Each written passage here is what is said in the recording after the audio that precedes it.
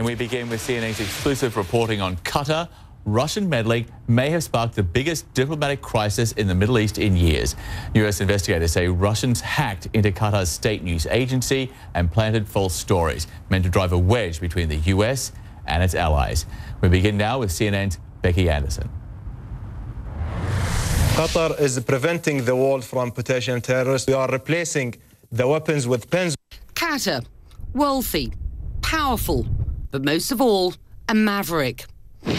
Some of its neighbours see it more like this, looking for trouble, accusing it of supporting terrorism. So a bunch of them are cutting the country off, boxing it in.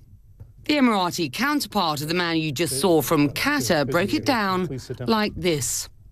I think it's an accumulation of Qatar's behavior in the region, and especially, I would say, over the last period, very, very huge logistical, financial support for extremist groups, to support also to some terrorist organizations such as Nusra and some organizations in Libya and in other areas such as the Sinai and other areas. And this is really at the crux of the issue. There is no any support going to Al-Nusra or Al-Qaeda or others. Whatever being thrown as an accusation is all based on misinformation and fake news, they claim. We are fighting the fake news. The American president isn't buying it. Even though Washington has a long-term relationship with Qatar, ties that include the largest number of US forces in the Middle East, Trump's tweets suggested his recent trip to the Middle East is bearing fruit by cutting funding for extremism, pointing the finger squarely at Qatar. During the conversation with the President of the United States, between him and His Highness, he has raised this issue that this is the funding of terrorism need to be stopped by different countries, and he told us that I read a lot of reports that mentioning Qatar and Saudi and other countries, and we told him that those reports based on media information, which is not really based on evidence. But apparently Trump was listening more to the Saudis, who they just announced a $110 billion arms deal with. The cutting of ties by several nations is designed to isolate Qatar and squeeze almost every aspect of life in the tiny country. Hosting the World Cup in just a few years, while it's building non-stop for that, building bridges with others is a lot harder. If there is any intervention in our affairs or intervention to change our policy because it's contradicting with other policies in different countries, this is not going to happen because Qatar basing our policy based on our principles. Becky Anderson, CNN, London. Well, for more on the diplomatic crisis, Mohammed Leela is in Abu Dhabi and Claire Sebastian is standing by in Moscow. But Mohammed, first to you. Qatar has insisted for weeks the state news agency was actually hacked.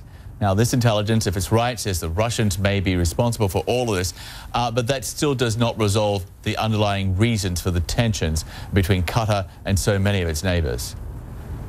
Well, that's right. And you've seen some of those underlying reasons in that package that we just ran earlier. You know, these tensions have been brewing for quite some time, even before this one allegedly fake news article came out that attributed some quotes to Qatar's ruler that didn't sit well in Saudi Arabia and the United Arab Emirates. You saw the United Arab Emirates foreign minister there talking about Qatar's behavior in the region. And you have to remember, Qatar is part of the GCC, which is the Gulf Cooperation Council. It's a group of 6 countries in the Middle East that have sort of an alliance between them. But Qatar has sometimes been considered the black sheep out of that group, primarily because it's been accused for a long time of supporting groups like Hamas or al-Nusra in Syria. And that has drawn the ire and really the condemnation of some of its neighbors. And I think what really caught Qatar off guard in this case was how quickly this erupted into basically a complete isolation. It appears as though this move to isolate Qatar was orchestrated well in advance. It was announced all at the same time.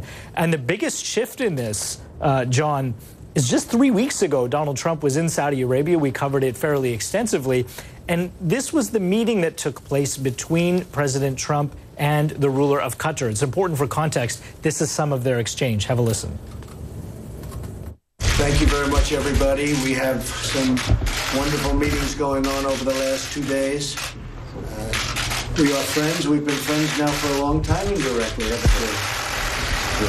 And our relationship is extremely good. We have some very serious discussions right now going on. So if you look at that, just 3 weeks ago, President Trump was saying that the relationship between the United States and Qatar was really good. Fast forward to today, and Donald Trump is now tweeting about Qatar, talking about it being the source of financing terrorism in the region. So look how quickly things can change in just a matter of weeks. And Claire, here in Moscow, it's still not known if these Russian hackers, if they are freelance hackers or patriotic freelance hackers, as Vladimir Putin calls them.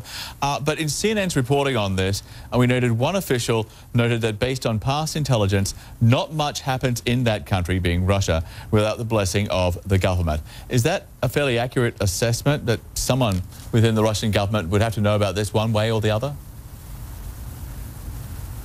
Well, John, I think, this is a country that maintains tight control over its internet, largely through its intelligence services, and where, of course, many experts, particularly outside of Russia, have said that the lines appear to be blurred between state-sponsored and criminal hackers. We know from various experts, even anecdotally, that Russia is prepared to offer protection to criminal hackers who work on behalf of the state. So the lines there are definitely blurred. But having said that, I do think it's there are elements that the Russian government is not in control of. We know that it has its own problem with hacking. We know that there's been several high-profile crackdowns recently, particularly hacks on the Russian financial sector. It's even reached into the Russian government in terms of information being leaked. So I think, Russia is vulnerable like everyone else to hackers. They are trying to control their internet, perhaps going beyond what countries in the West are doing. But I think, there's definitely elements here that they don't know about, John. And Mohammed, back to you. If the goal of this hack was to sow disruption among U.S. allies, it seems then it's mission accomplished. How do they resolve this now? Well, Kuwait has long been seen as the old wise hand amongst the GCC, and Kuwait has been trying to mediate. We understand Kuwait has been speaking with the ruler of Qatar as well as the ruler of Saudi Arabia. But as the interviews yesterday with the foreign ministers of the UAE as well as Qatar show, neither side at this point appears willing to budge, and it may come down to how much pressure Qatar can take before it gives in. Look, Qatar is a small country. It's very wealthy, but it also relies on food imports for about 90% of the food that comes into the country, and a lot of that food comes through Saudi Arabia. Those borders are now closed, and the question is, how long can Qatar hold out before they have to capitulate? Even in terms of its airlines, they no longer have access to Saudi airspace or airspace in the United Arab Emirates or Bahrain. That really isolates Qatar to the point where if they want to continue running their airline, they have to do what they've started to do, which is fly over Iranian airspace. And even simple flights that would be from Qatar to Jordan, for example, now have to take a detour that could be 1 or sometimes even 2 hours long. That is no doubt going to affect Qatar Airways' bottom line. It's going to affect travel into the region, and there's going to be a major ripple effect. And as Qatar and the companies there continue to lose money, there's going to be more pressure internally on the government to find a very quick resolution to this conflict. Okay, Mohammed, thank you. Mohammed Leela in Abu Dhabi and Claire Sebastian in Moscow. Thanks to you both. Joining me now, California Talk Radio host Ethan Behrman and California Republican National Committeeman Sean Steele. So Ethan, just starting with you, it seems as if, the president is clearly choosing a side here, maybe without knowing the implications or the consequences of doing that. Yeah, I think that there's this whole thing with the Russians hacking, this is more evidence for what they did here. But to your point, I am really disturbed between the rhetoric from his campaign. He was so anti-Saudi Arabia. Now suddenly he's cozied up to Saudi Arabia. This is a complex series of relationships in the Middle East. Saudi Arabia was not directly responsible for the 9/11 attacks, but they were nationals from that country and their funding of some of the radical And the Saudis fund their own fair share of terrorism and jihadi groups around the world. And the Trump tweets on Qatar, they seem to undercut what officials in the Defense Department and the State Department have been saying. This is how Secretary of State Rex Tillerson responded to the issue. The president's message in Riyadh, remember, was to motivate all of the Arab and Muslim nations worldwide in the Arab-Muslim Summit, that all nations needed to take action against extremism and take action to also terminate the support, financial support, in any ways that they can. And I think every country in the region has their own obligations they need to live up to. So, Sean, that is the diplomatic answer, not singling one side out against the other, because everyone in the administration, it seems, values the relationship with Qatar. There's the biggest air base in the Middle East in Qatar, which the U.S. uses, and they've been using it for strikes against ISIS. They used it during the Iraq War. Qatar is a schizophrenic. We do have the largest base in the entire Persian Gulf. At the same time, they were the founders of Al Jazeera. That was a huge propaganda machine that was explicitly anti-American. Qatar's been a bad player with a lot of bad personnel for a very long time. It's not a new story. And Mohammed, your own affiliate, just revealed that this isn't just a story that suddenly changed the entire diplomatic reality in the Middle East. Not true at all. Qatar's earned this. This is not something, and you're going to see more information come out. It's such a new story, and by putting the Russian spice on it, there's no evidence of that. Once again, and you said it yourself, if it is true, if it is verified, again, it's unnamed sources. I'm not interested in make-up facts or potential no one's facts. making it up. This is what we're being told. This is what our sources are telling us. So, I mean, we had that discussion. No. And I would add to this very quickly. Name one person, just one. I have experience in information security, information technology security, and I'm going to tell you something. The Russians are renowned for attacking everything that they can, probing everything, and trying to get in. Yeah. There's nothing new about this. I absolutely. But you know for a fact they did it in Qatar. The other big headline, running out of time. The other big headline: President Trump apparently furious at his Attorney General Jeff Sessions because he recused himself from the Russia investigation. That was after he failed to disclose his contacts with the Russian ambassador. And again, to you, Ethan, essentially Sessions had no other choice but to recuse himself from that investigation, right? He had to, otherwise the investigation is completely invalid because he was part of the investigation itself. He was a subject of the investigation. This needed to happen. He needed to recuse himself. This is interesting, though, where suddenly we have a question of the Attorney General this early, in addition to all the other missteps that have happened in this administration. Jeff Sessions, if he steps down as Attorney General, this is a huge issue for the Trump administration. Hold fire, Sean, just for a moment, because on Tuesday, White House spokesman Sean Spicer could not say if Sessions still had support of the president. Listen to this. How would you describe the president's level of confidence in the Attorney General, Jeff Sessions? I have not had a discussion with him about that. Okay, the last time you said that, there was a development. I'm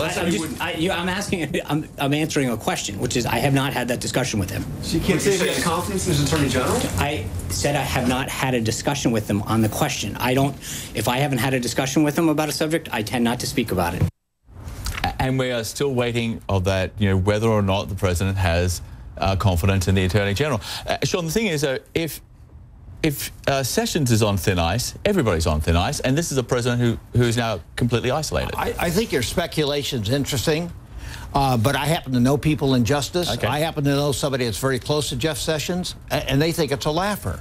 The 1% truth has been magnified 100 times beyond the truth. What's the 1% truth? And secondly, well, is Donald Trump possibly unhappy that Jeff Sessions did the right thing? I would think that that's likely, but again, unnamed sources, probably people that are not even in government anymore. This kind of news is again speculation. Now, much like Michael Flynn's speculation, and he resigned. I mean, a lot of speculations come out to be true. That's true.